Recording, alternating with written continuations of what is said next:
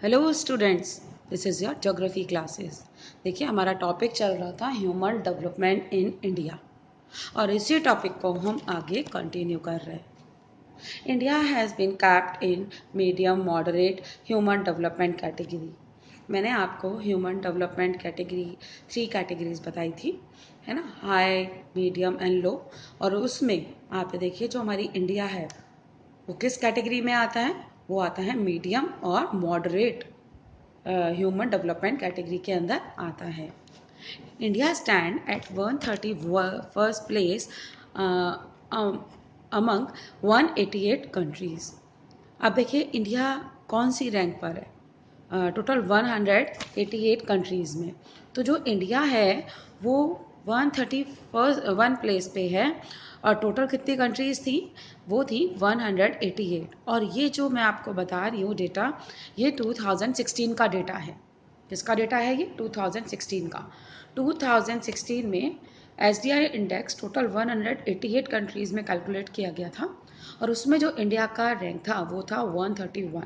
Okay, और India की ही SDI value थी 0.624। ये किसकी SDI वैल्यू है? ये इंडिया की SDI वैल्यू है। ठीक है। Among the various states of India, Kerala is at the top. अगर हम इंडिया की सभी स्टेट्स के बारे में अगर हम बात करें तो सभी स्टेट्स में से जो केरला है वो एट द टॉप रैंक पर है। और केरला की जो SDI वैल्यू है वो है S 0.790। 0.790। Bihar, Orissa, Chhattisgarh lie at the bottom lowest level.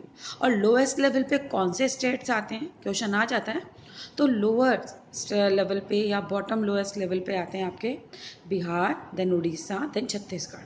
यानी सबसे लोएस्ट लेवल पे तो बिहार ही आ गया।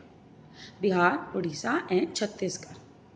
Kerala Kerala's top human development index is thought to be due to the important factor of its high literacy rate। अब एक क्वेश्चन दिमाग में आ रहा होगा कि केरला का जो ह्यूमन डेवलपमेंट इंडेक्स है वो मतलब इसमें केरला टॉप पर क्यों है? केरला के टॉप पर आने का सिर्फ एक ही फैक्टर है, एक ही रीज़न है, वो है केरला की हाई लिटरेसी रेट। हमारी इंडिया में सबसे हाई जो लिटरेसी रेट है वो केरला की है। ठीक है, ये सबसे बड़ा रीज़न है कि वो ह्यूमन डेवलपमेंट इंडेक्स में भी अपने फर्स्ट रैंक पे आता है इंडिया में। The shortcoming of the approach to measure SDI and ranking states countries are। देखिए वो शॉर्टकमिंग्स अप्रोच कौन कौन सी हैं जो कि SDI रैंकिंग में थोड़ी सी प्रॉब्लम क्रिएट करती हैं, जैसे डेवलपिंग कंट्रीज़ और इंडिया के लिए भी एक तरह से बात करें तो वो देखिए वो कुछ ऐसी मैं कहती हूँ कि कमियां हैं जो नहीं होनी चाहिए, लेकिन फिर भी उनको हम नज़रअंदाज नहीं कर सकते। तो देखिए उसमें जो सबसे फर्स्ट आता है ये क्वेश्चन आ जाता है और इनमें हर लाइन में क्वेश्चन है, तो इसको बहुत ध्यान से देखिएगा। Lack of sensitivity to the historical factors like colonisation, imperialism and neo imperialism. देखिए किसकी कमी है? जो हमारे हिस्टोरिकल फैक्टर है।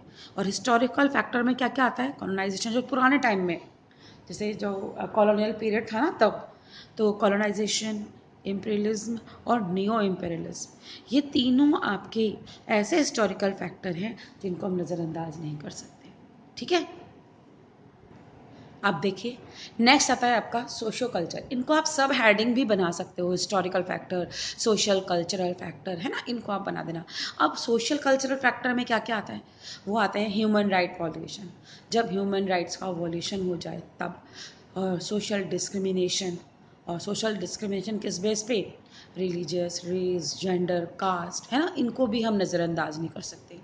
तो सेकंड आपका जो आएगा वो आएगा सोशो कल्चरल फैक्टर। थर्ड जो आता है सोशल प्रॉब्लम, और ये प्रॉब्लम हमेशा हर सोसाइटी में रहती है, लाइक क्राइम्स है, टेररिज्म है, वॉर है, तो ये भी एक बहुत बड़ी प्रॉब्लम है। एक आता है आपका पॉलिटिकल फैक्टर। ठीक है। अब देखो पॉलिटिकल फैक्टर में क्या आएगा? Political factor like nature of the state, कि स्टेट की नेचर कैसी है। Forms of the government, government का फॉर्म कौन सा है, मतलब डेमोक्रेसी फॉर्म है या फिर डिक्टेटरशिप है गवर्नमेंट की, इन दोनों में से क्या है, और भी हैं। तो इसके ऊपर भी बहुत निर्भर करती है चीज़ें।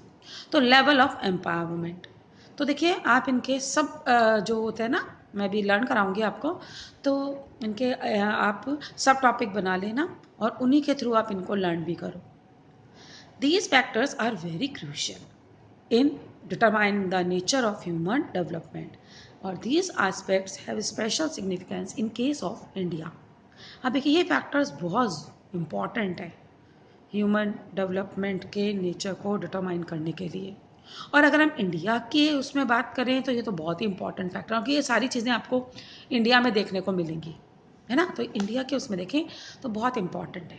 अब हम देखिए इनको लर्न कर रहे हैं।